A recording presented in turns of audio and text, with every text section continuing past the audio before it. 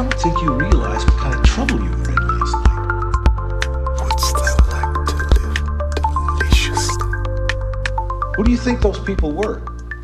If I told you their names, I don't think you'd sleep so well.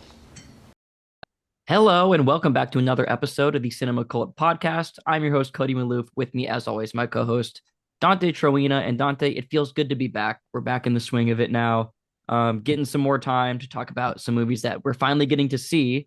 How you feeling? What have you been up to? Feeling good. I think both of us were pretty excited. We got to go to a almost functioning. Well, we did see a movie in a movie theater in our hometown. So that is right. So that is an improvement from what we have. Much like this movie, it was a little bit soulless, a little bit an old relic of something that we loved for better or worse, and it was showing us maybe the new future.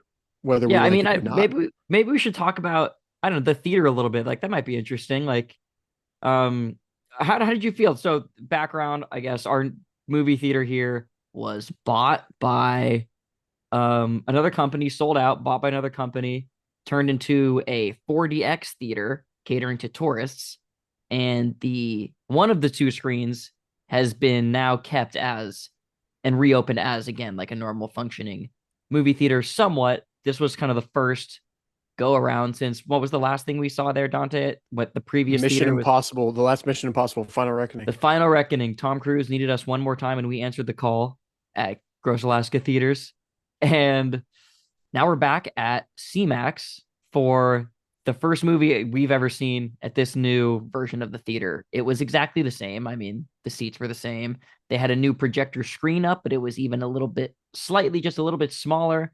Made no difference whatsoever. Same projector. So it was nice to have a movie theater again here in some capacity, even though they're showing The Mandalorian and Grogu, which came out, what, 3 weeks ago? A month ago almost now? May 22nd, right? A month ago. And we're finally just getting it. I think they did show it last week. We didn't get a chance to see it, but I think that also had something to do with the fact that you and I were both not exactly dying to see this movie, which I think is a bit curious. No, it's like we just talked about on the Backrooms pod, like there's a Star Wars movie out and a DC movie out right now. I don't care about either of them. I'm not excited to watch either of them. You kind of actually drugged me to this one. Like I was fine going to it, but you definitely made me go. You were like, all right, let's go watch it. Okay, want to check out the new theater. Mm-hmm. I don't think I would have gone if it wasn't for the new theater.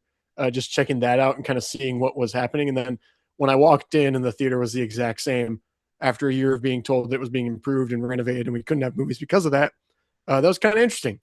But alas, we did watch The Mandalorian and Grogu, and it was about what I expected. I don't know about you, but this was pretty much what I expected. Yeah, it is about what I expected to, which isn't saying a lot. I mean, we talked about this on another pod, but it is just really weird that we've had 7-year hiatus since the last Star Wars movie, since Rise of Skywalker in 2019, and we're back, and this is what we got, and we weren't really excited for it. I don't think there was a bunch of huge hype for this movie, which again is weird. This is Star Wars' return to the big screen after a long absence, and it didn't feel like anything.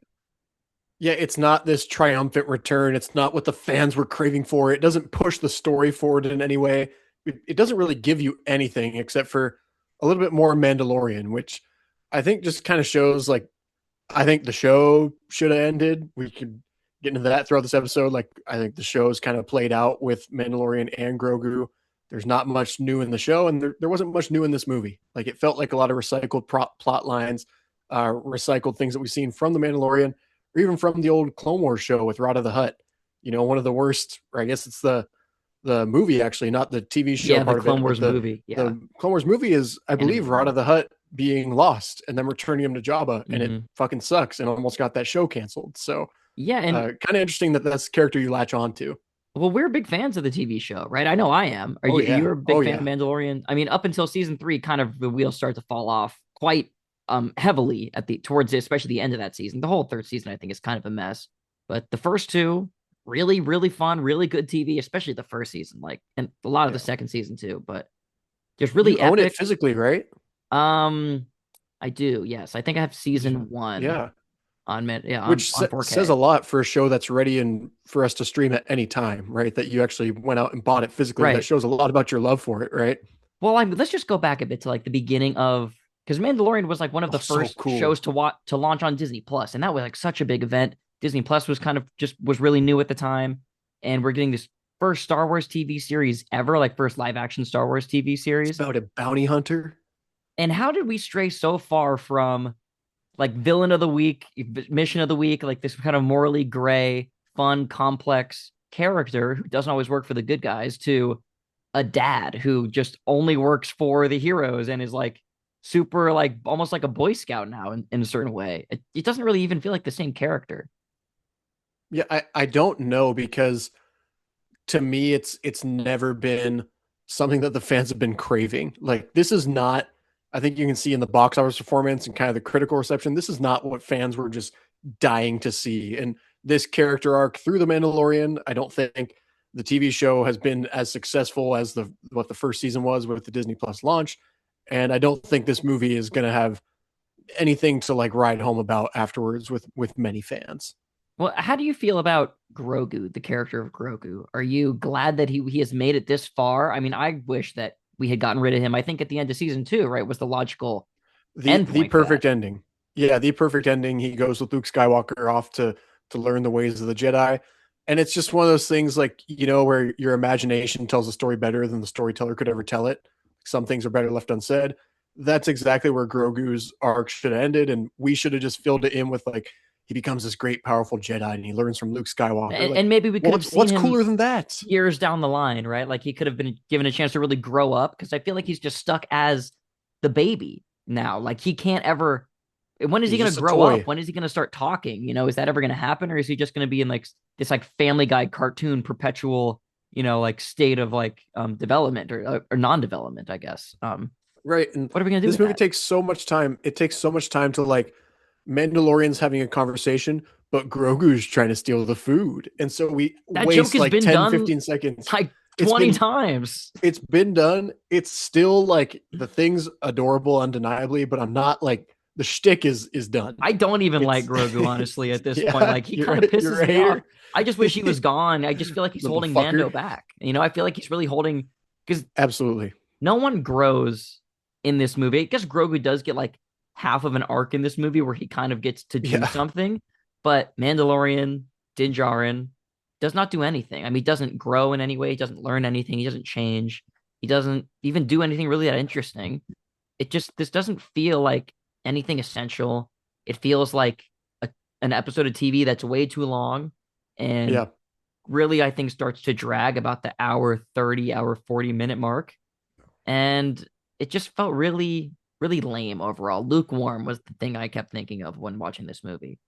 Well, it's so lost in limbo because it feels like I actually brought up that it feels like a season of TV that was pushed into a movie and forced to be a movie.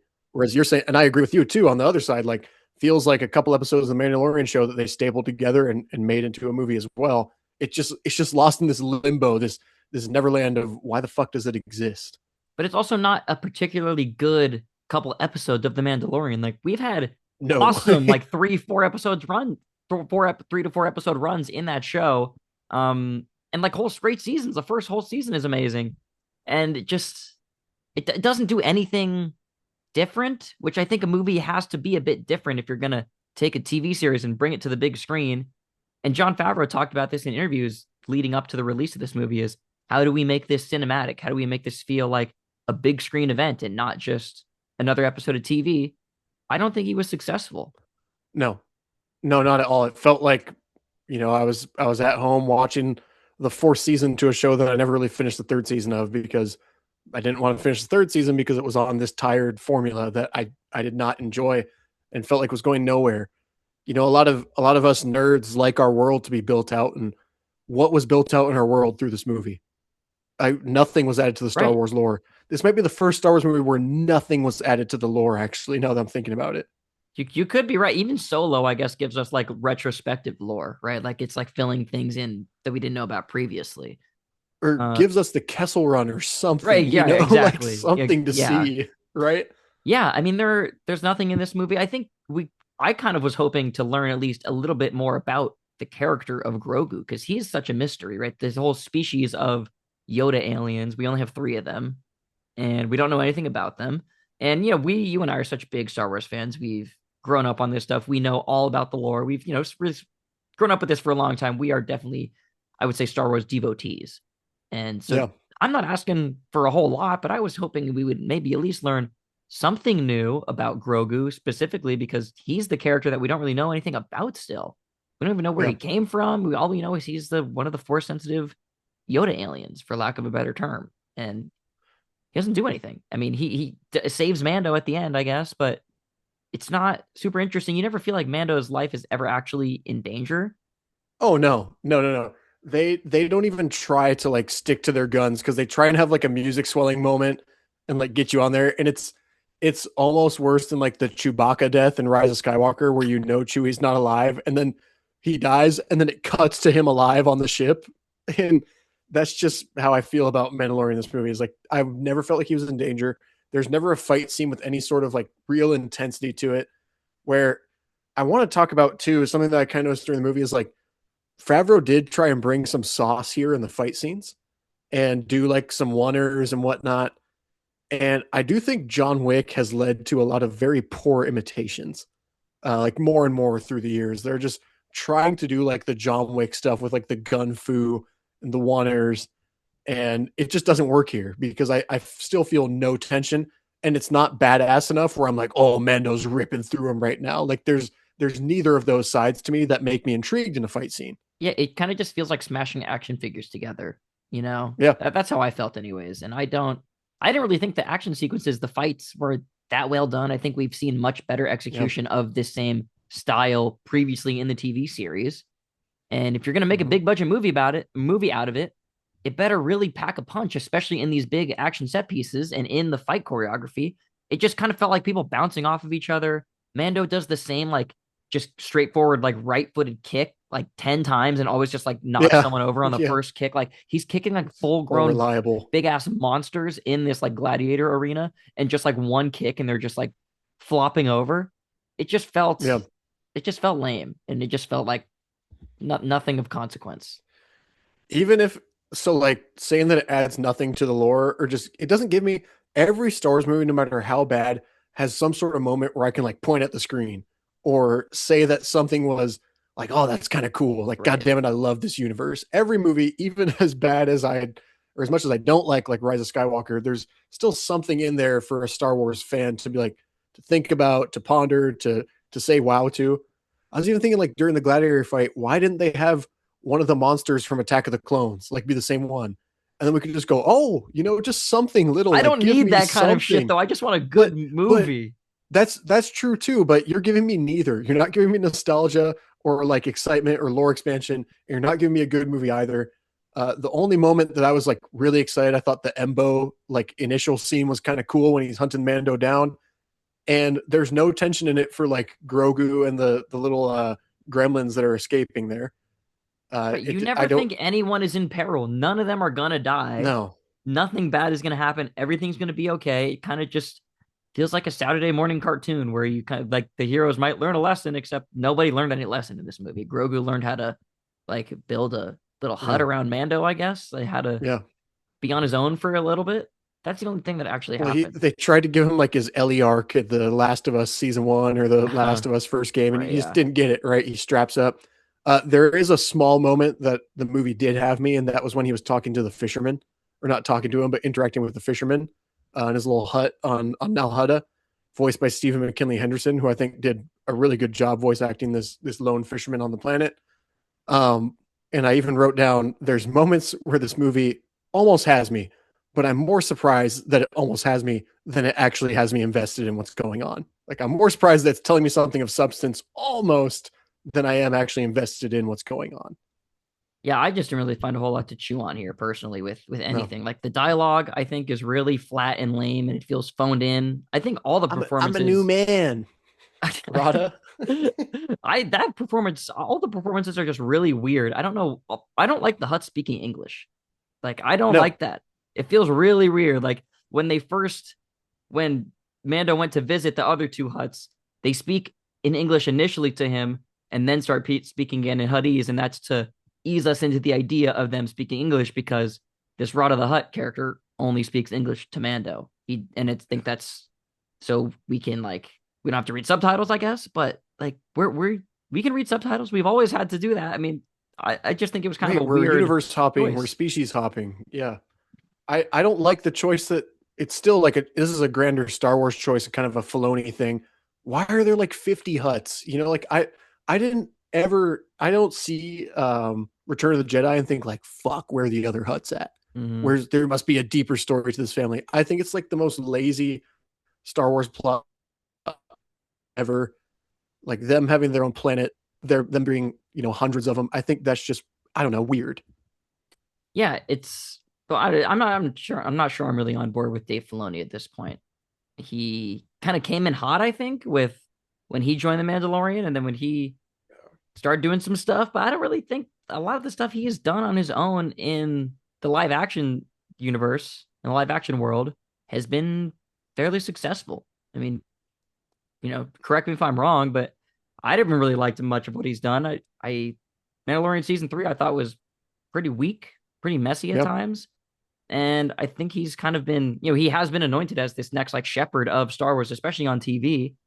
And I don't know, man. I don't know if I like his vision. It just feels really sanitized and it feels very childish. And this is a movie for kids. Like, I think if I Yeah. was like 10 years old, I probably would have thought this was a lot better. But it doesn't feel like, all Star Wars is made for kids in some way or another, right? But at least the other movies, I think all to a better extent than this movie, have felt more just consequential. You don't have to dumb everything down if you're going to cater to children. Children can handle stuff that's a bit more complex and like has a bit more there than just like a 2-hour action adventure of no consequence. Yeah, I think I'm out on Filoni too. Like you said, it's I'm just not on board with him anymore. I don't see it. I don't feel anything that he's trying to make me feel. I don't like when he shows up in his stupid fucking cowboy hat and is like nodding at us, the audience, like, me. Even George Right. Lucas in his darkest moments was not doing that shit. And so that's where I actually looked at you and was like, Jesus, when Mm-hmm. Filoni came on screen, because it's just not what I want. I don't need this guy to claim that he's the shepherd of the franchise. Like, I don't think he's had it since Mandalorian season 2. And I even think some of Mandalorian season 2 was a little bit too indulgent in his own lore. And he's just too high on his own characters, his own things. Speaking of weird cameos, Martin Scorsese is in this movie. Should we talk about that? Why is Martin Scorsese in Yeah. this movie? I think it's just side quest for him at this point, just shits and gigs. Yeah, might as well be in a Star Wars movie before I die. Sure. I like that little Yoda thing. He probably hasn't seen a single episode of the TV show. No, surely not. But he's in Star Wars now. I said this to you after the movie. It's just kind of funny that they keep putting these legendary directors in the Mandalorian universe because Werner Herzog played a not small role, a not insignificant role in Mandalorian season 1. And I thought he was actually really good and he fits right in there. This felt like Martin Scorsese as an alien. I don't know why he's here. It's just kind of random, but they're getting legendary directors in the Mando universe, so that's something. Well, he's this little quirky character, but he's not quirky enough to be of any interest or like any, again, consequence to the plot. Like, you never bring this guy back, but we all kind of know it's Martin Scorsese if you're decently versed on movies. And he has enough of a cameo in there that you think that this guy might lead to something, or he might join the gang or be back with them throughout the movie and be this goofy side character. And he's just not. He's just an extended cameo to talk to Mando a little bit. Well, he's in the make another opening food credits. joke with Grogu. His name is in the opening credits. That made me think, oh, he might actually have a role in this Yeah, movie. shit. No, he's in like it for like fourth or fifth billing. Yeah, he's in it for like 30 seconds. He has like 2 short little scenes. Yeah. I'm further out too on like the Jeremy Allen White stuff with with the Rada voice and just the choices here. I'm now even further out on the Social Reckoning just cause fuck him for taking this role. This is just garbage. The accent he puts on is horrid. There's like a little twang to it with his English.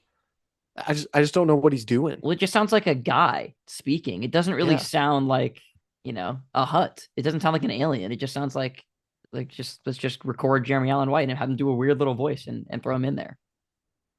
There's some moments in this movie we talk about like broken logic. In the fight, the little arena fight, Mandalorian and Rada are cornered and cannot make it out of the arena. The arena breaks open. Mandalorian goes out on the street and uses his jetpack to get through the street that was on his back the entire time in the arena fight that he could have just jetpacked up with. Rada is in a deep sleep. He wakes up as the other Hutts are swinging at Grogu, and he says, "Don't hurt him!" as soon as he wakes up. Yeah, it's just And childish. he just knows what was going on, and it feels it's like a just- kid's cartoon. In Yeah. Mandalorian, I mean, there's so many little nitpicks if you really want to get It's into like, not what the epic. fuck is happening. There's It's not nothing epic at all. I mean, Mando gets caught twice in this movie super easily. Like nothing. Like he walks in to try to free Rada and Rada he yells guard. And then apparently when you yell guard, a bunch of smoke immediately, a bunch of like, knockout gas, whatever comes out of the vents, knocks him out instantly. And then he gets Right. caught by the bounty hunter again in the second half of the movie, like literally instantly, like just comes up, shocks him, takes him back. Like no fight, no nothing. It just feels like, well, we need him to get captured, right? So he just gets captured. Like he just sucks whenever we need him to suck. We talked about the scene. I'm forgetting the character's name, and sorry because it doesn't fucking matter. By the way, There are multiple unnamed characters in this movie. The purple alien Lord guy. Janu. Oh, Janu Smith. Lord Janu. So no, not Janu Smith, Arthur Smith's favorite player. Lord That's what I kept Janu. thinking of. He goes into Lord Janu's office and he's like, I want to buy out Rada of his contract, which he only has one fight left. So I don't know why you'd buy him out of his contract if he has one fight left. I never thought I'd be in a Star Wars movie hearing Rada the Hutt talk about, I'm going to be a free agent. And a guy talking about buying another guy out of their contract. That's like, even when you're buying Anakin from slavery or when you're going to the slave planet on like not the Last Jedi. Yeah, the Last Jedi. Yeah. Even when you're going on those films, there's still that mystical fantasy element.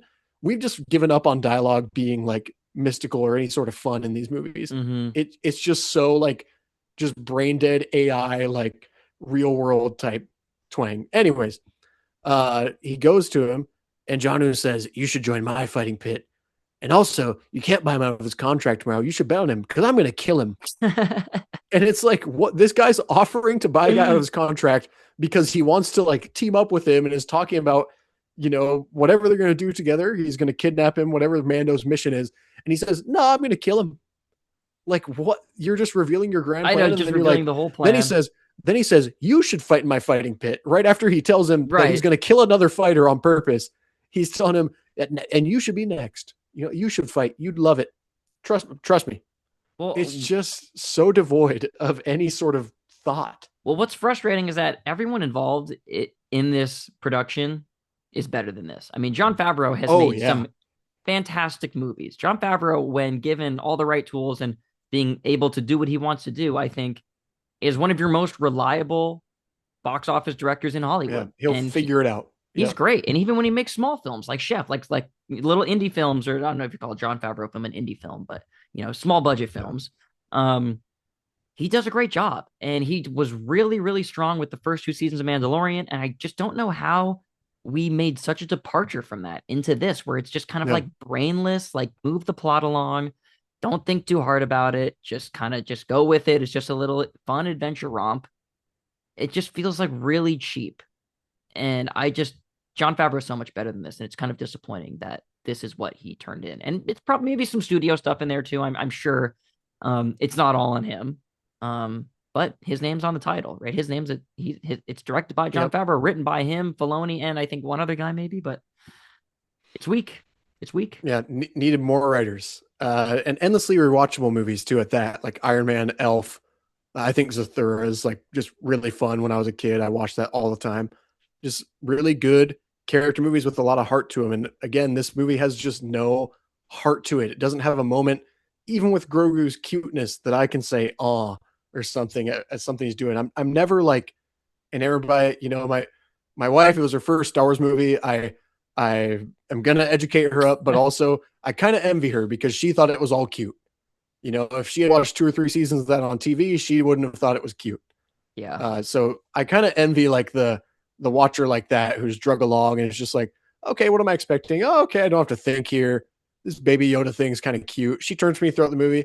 She said, "Hey, who's Yoda?" I'm like, "Okay, we'll get to that." She's aware of Yoda. She's trying to connect the dots. She a little knows that bit. that I guy looks appreciate it. like Yoda. But I very much do envy her, and the fact that she could just watch this without all the things that we've talked about throughout this episode, because she was having a much more fun time than we did. Did she like it more than I did? No, but she was able to enjoy the movie for what it was because she had no expectations. This being your first Star Wars movie is insane. Like, Yeah, criminal. it's hard to believe that this could be Yeah. someone's first this could truly be someone's introduction into Star Wars. Yeah. Yeah. Well, we were telling her they're not all like this. They're not all. This is not a Star Wars I said movie. most of them, almost all of them are better than this. I wouldn't say all of them are better than this, but Yeah. this is bottom tier Star Wars film for sure. This is maybe like, just off the top of my head, maybe second or third from the bottom in my personal ranking. Again, all of them have some sort of reason to watch them because they're part of the saga or they do something for the universe. This just, again, does nothing new. It shows us like one new planet, the one with the cool theme from Ludwig. That sounds That's the like thing Sweet we could say Dreams. that we did like. We both really did like the new variation on the theme, kind of the techno hip hop inspired version of the Mandalorian theme. The music is great. I mean, Ludwig is awesome. He's basically just doing the same thing and just adding a little extra sauce on Even there. for him, though, it's a bit on autopilot. Like, there's nothing too crazy that he does here. I just thought it all felt exactly like ripped straight from the show. I thought almost all of it was just ported over from the show. Maybe there's only like 1 or 2 new pieces even recorded. I do really wonder, exactly what you're saying is how much did he actually do for this movie and how much did they just say, hey, we like your theme, we're keeping it. You know, it's iconic at this point.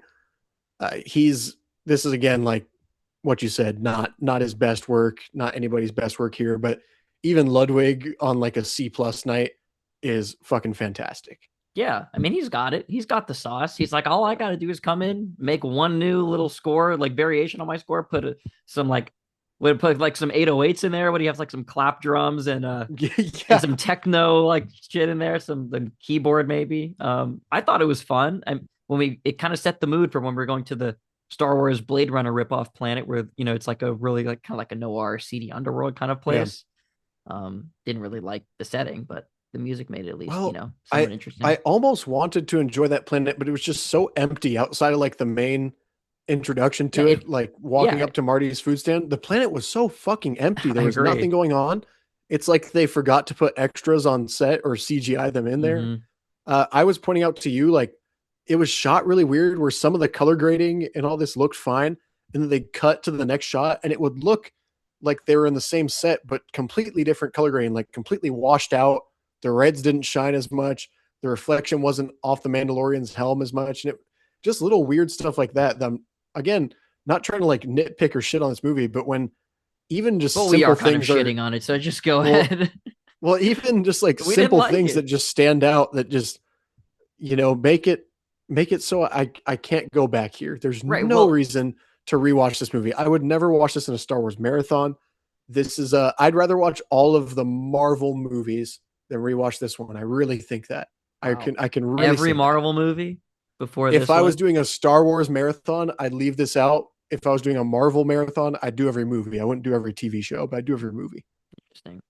I mean, I think that if we had liked this movie more, if anything that we said before had been fixed, had been different, like if Mando had an arc, if we had learned more about Grogu, if it had been a bit more interesting, felt a bit more cinematic or, high budget, whatever you want to say, it would have been, it's way easier to overlook little nitpicks like why didn't he use his jetpack or why does this shot look weird or you know what I mean? It would be way easier to forgive that stuff if our overall perception of the movie was positive, but it's not. Well, or if him using that jetpack was for something actually cool, or, Rada waking up and smashing the other huts was actually a badass moment, or again, had better writing behind it. So it made it this big character triumph. It wasn't. The one lesson we're told throughout the movie from the huts, from other people is like, you're not always going to be there to protect that kid. Why not just kill him off? Well, he still dude? is. Why not? Yeah. Why not? Exactly. We never for a second did I think he would not be there at the end to protect this kid. I didn't think they were going to be separated. I didn't think that he was going to die. I barely bought into the fact that he was hurt. Like, it's just not. Well, we all knew the force heal was coming. As soon as he gets hit with the poison, you know what's going to happen. Grogu's going to force heal him. Because he's already done that in the TV show. Grogu do that. Yeah. A few more things I want to talk about real quick. I did touch on it briefly, but I want to talk about it a bit more, which is the utterly flat performances, I think, across the board. I think Sigourney Weaver is completely checked out in this movie, and she feels totally out of place. Why is she here? I get money, Sigourney. I mean, Sigourney, you want to be in a Star Wars movie? Whatever, you do you. Like, you're an OG, you're a legend. No, qualms with you, Sigourney Weaver. But you do not fit into this movie whatsoever. Yeah. And it just feels like it's just a paycheck phoning in, like, we're going to one take this and we're going to move on. Like, I'm not going to repeat myself here. What did you think? No, I was I don't even know what she said in the movie. She said nothing of consequence. She said nothing that gripped me. It's Sigourney Weaver. Her character also never gets named. They never say her name. I don't even know what the hell her name was in the movie. There's multiple unnamed characters in this movie. Her, the purple alien guy, who I think his name is like Zeb or something, but you wouldn't know unless you looked it up, right?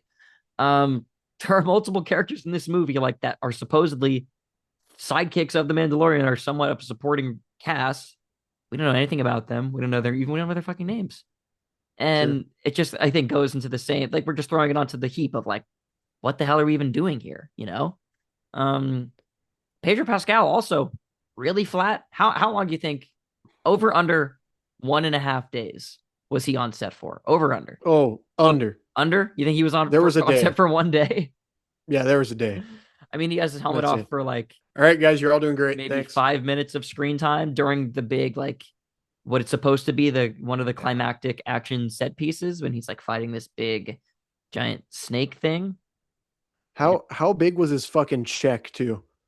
That's a good question. Can you imagine how much they paid him for this? I mean, you think they're still paying? I mean, they have to, right? Just to use his voice. Absolutely. But this is been a voice role, I think, for him. It's kind of been an open secret that this is a voice role for Pedro Pascal since, I think, halfway through season 2 or something. I think we really started to talk about it in season 3.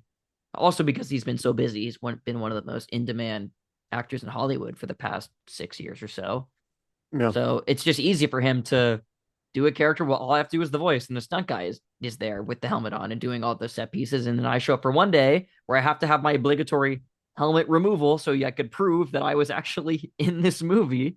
And so we can see his face, I guess, if no one knows him, and then he's just gone. So over under, how about this? Over under half of the voice lines were ripped from the TV show from previous voice recordings. Oh, I like that too. Like, well, he does say there are a few like identical pieces of dialogue. There are probably some new words in there, but yeah, there are a few things he says that he also said in the show multiple times, like catchphrases, like "this is the way," that sort of thing. They just have a "this is the way" button at this point. Yeah. The movie opens in the worst way. Just really quickly, the movie opens.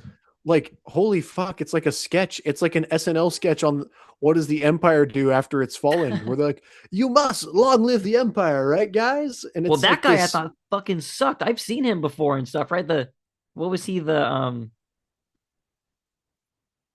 ahead, I'm here. You got me. Oh, well, that guy I thought sucked. He was he? Awful. Well, I forget his name, but he was like the weird empire warlord guy. I thought he was also totally flat, like totally just like, what are you even doing here? Yeah. Commander Barrow. If you say so. Yeah. Just new levels. At least we didn't get Amy Sedaris in this movie.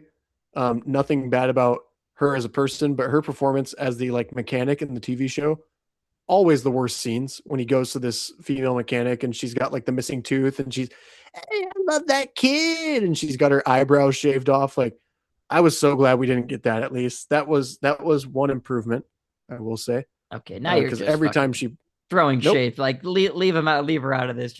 You're just like throwing out strays on the pod. I hate her. Yeah.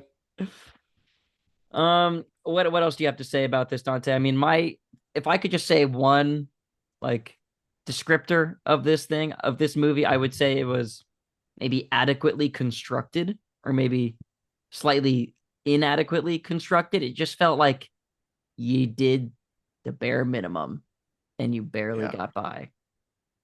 It doesn't really feel like anything. I've said that multiple times I already, I but finished I finished the movie. I just yeah, I think it's really indicative of where Star Wars is at. Like it just has no clue where its audience is at. I think it's like an Andor away from being a forgotten franchise. Like Andor won over a lot of us, and Star Wars just feels so unimportant. Uh, I Kind of just sad because Star Wars again, like just Star Wars as a whole, so cool, the coolest thing when I'm it's growing up. Like literally the you're coolest thing telling of me all there's a time. new Star Wars movie, my God, if I'm 5 years old, if I'm 16 years old, if I'm 20 years old, I'm there. And now I'm 25 and I'm already just eh. You had to like really talk me into going to this one, I know. which is hard. It's I know. hard for me. I mean, You in know, it's years past, we would have planned I had plans last weekend. I would have planned around a oh Star yeah, Wars movie to go see it opening night. right. Um, I mean, why has we only been on TV? Why do you think Star Wars has only been on TV since 2019? Was it just the absolutely abysmal disaster that was Rise of Skywalker, and that just derailed everything? Kathleen Kennedy just completely not knowing what to do. I mean, we've had multiple started and stopped projects. We had what Yeah. the Game of Thrones Well, guys were going to do a Star Wars movie. The Ryan Johnson was going to do a trilogy. Taika Waititi was going to do a Star Wars film. What was the Patty Jenkins was going to do like an X-wing movie, and all of holy this smokes, yeah. was all announced and then never happened. Like nothing ever came of it, and they just never wanted to commit to something. And it blows my mind that this is what they ultimately settled on. Yeah, like this is the one thing we kind of had going for us on TV, so throw it on the screen, I guess.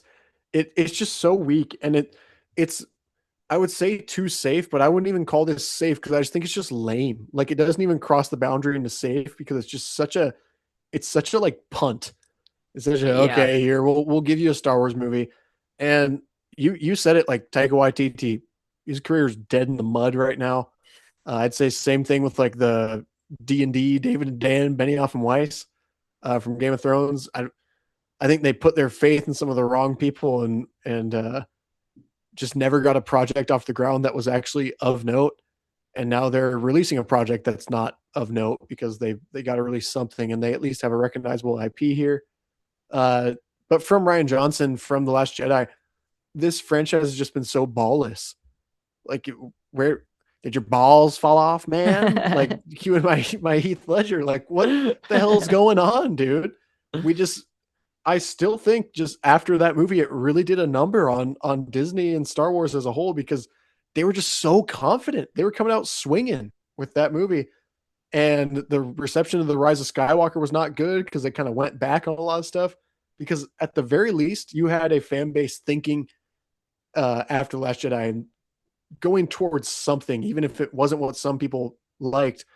And now they're just trying to like one size fits all everything they make, and it fits nobody. Like who is actually like just juiced up for Mandalorian and Grogu as a movie? Have you seen? I haven't seen anybody. I no, haven't met nobody fucking anybody. cares about Like this movie.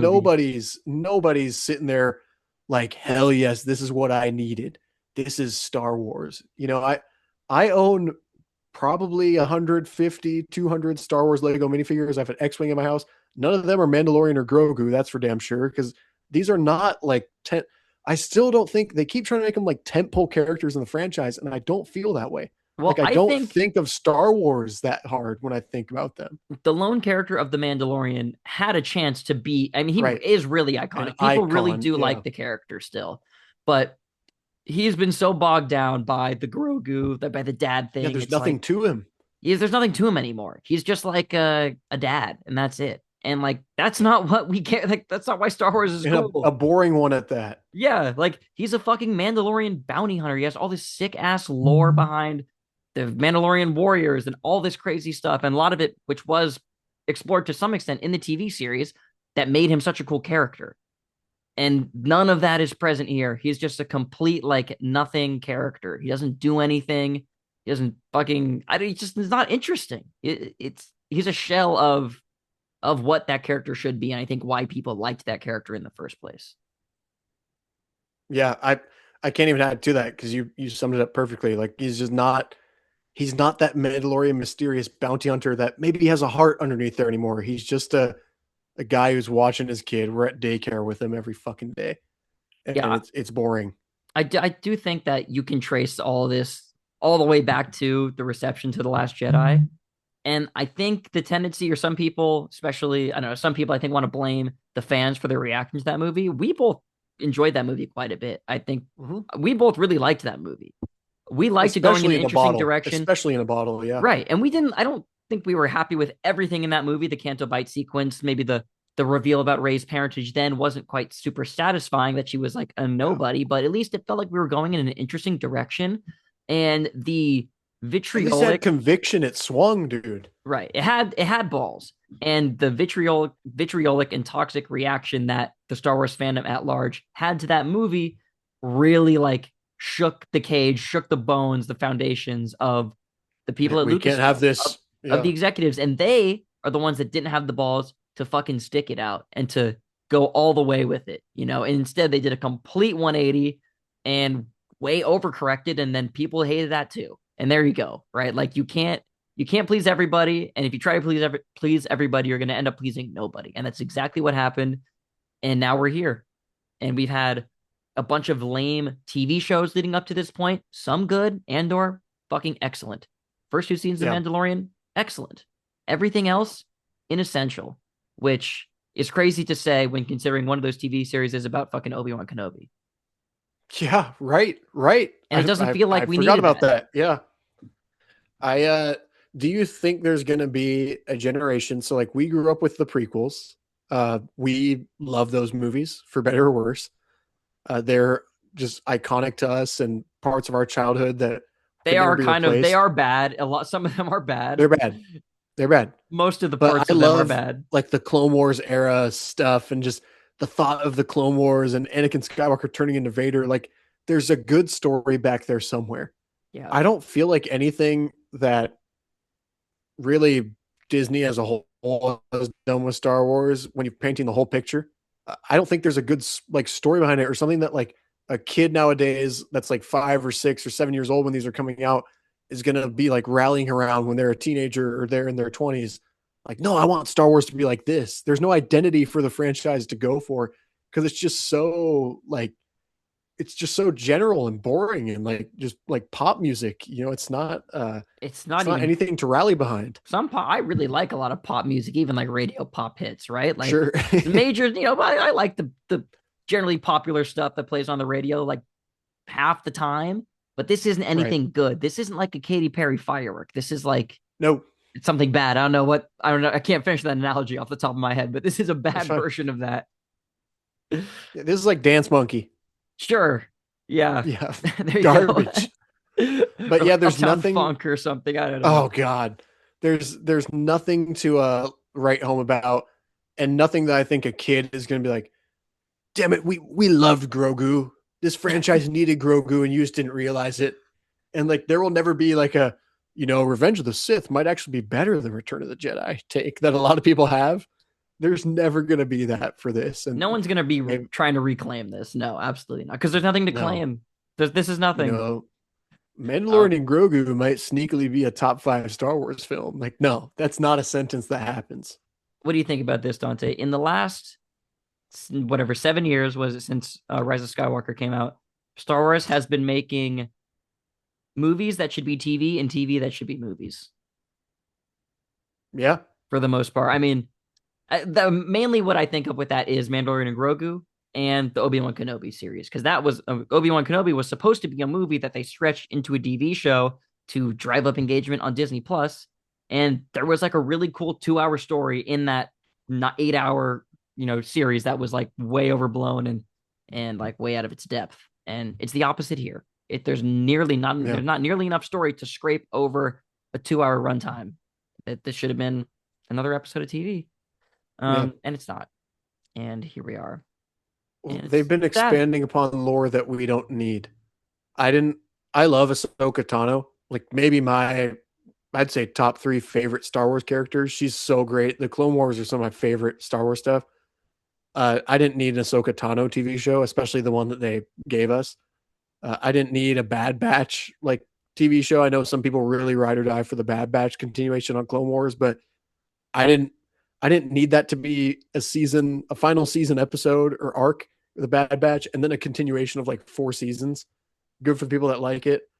I don't like the Maul Shadow Lord show. I watched some of it. It was fine.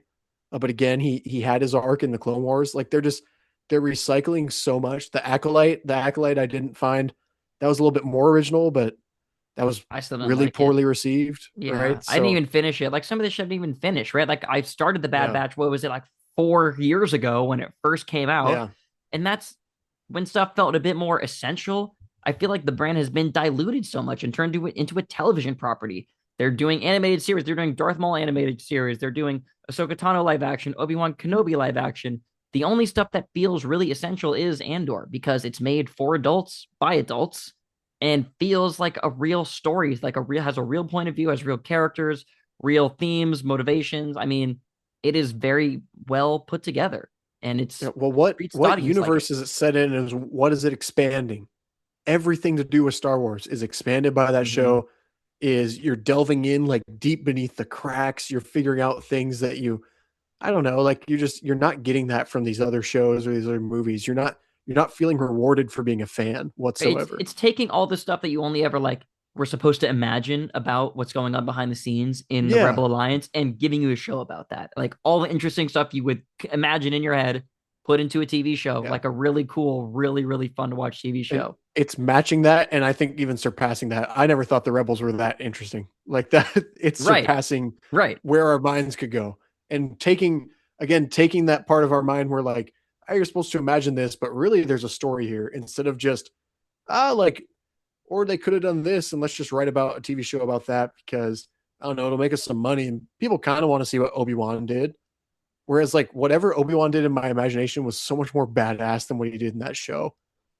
Yeah, well, he And chased same- he chased around a little girl for like 5 minutes and couldn't catch her for some reason. That's what he Yeah. did in that show. And he fought Yeah. Darth Vader at the end, and that was kind of cool. yeah, and he And cried. that was it. And he like said a couple of the same lines. He said something about high ground or whatever, and everyone got up and cheered and danced around because they loved Yeah. it.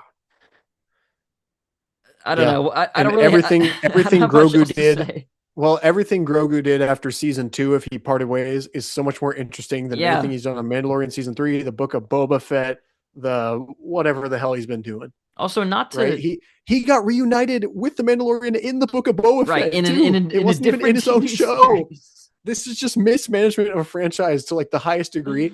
And I almost like you forget these kind of things because I'm so checked out. But then I start thinking about it again. I'm like, oh my God, this is why I checked out in the first place. Like it's Mhm. just so bad.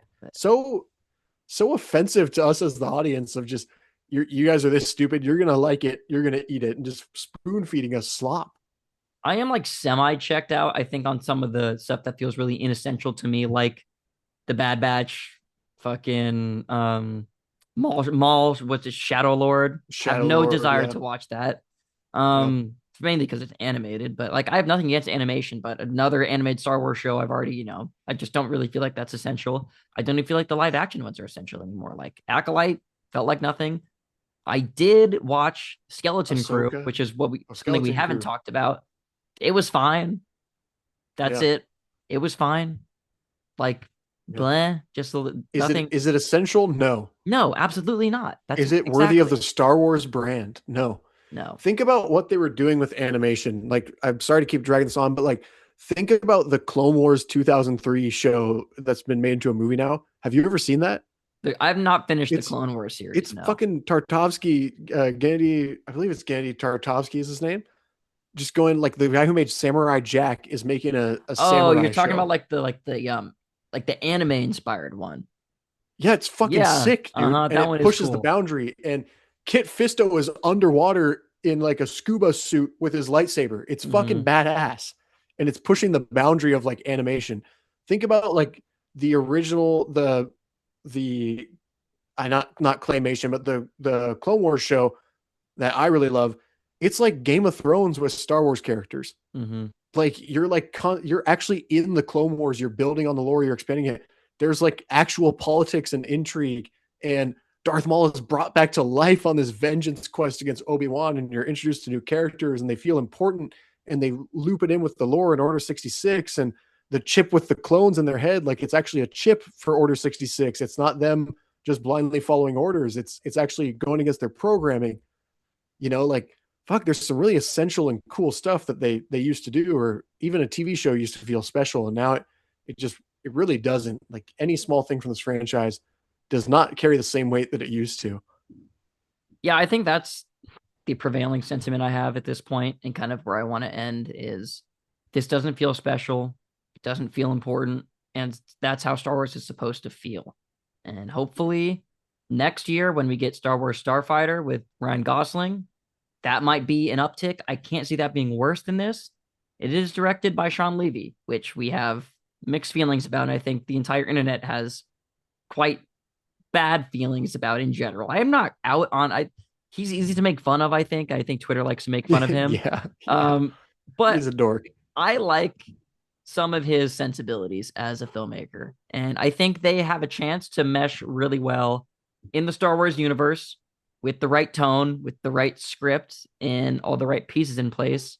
Obviously, that's like really easy to say. If everything is good, then the movie will be good. But I think there's a chance that movie can be good, and I'm still looking forward to it, despite really, really feeling like maybe at an all-time low in my Star Wars fandom. Yeah. I don't think I was even this low after Rise of Skywalker because I was looking ahead. I was like, well, there'll be another one in a couple years. It'll probably be better. And right. Unfortunately, this probably was better than Rise of Skywalker, but waiting 7 years for this is not in the way we wanted. No, not at all.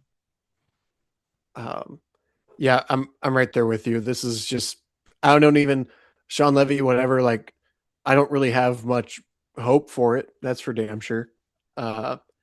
This franchise as a whole, like the biggest thing I'm excited about is Knights of the Old Republic, the video game coming back, because at least they're not going to screw that up, because they've been doing a good job with video games, and it's just it's too big of a franchise to be failing and just dormant for this long. It's like Tennessee football sucking, or some of these things that, it's if the Yankees went on a drought, or have been on one. Like, you're just too big, too good of a team, too big of a franchise, too big of whatever to be this irrelevant. Yeah. So that's just kind of where we are. Yeah. I really don't have much else to say other than that. I am glad, though, if nothing else, that this movie got us back into a movie theater in our hometown. We went out, we saw it on the big screen, and we're back. We're back into the swing of things a little bit more. There are some new things coming out. We're getting Toy Story 5, I think, next week. We'll be covering that. We have some stuff finally hitting streaming here that we're going to be able to talk about, like Obsession. And I do want to talk about Masters of the Universe. I think that might be a fun discussion. Me too. And a couple other things that we're finally getting around to seeing. So I'm really happy with kind of where we're at this point in the pod. And I'm just glad, if nothing else, we got to go back to the movies, even though it was a bit disappointing. But let's just keep it rolling from here.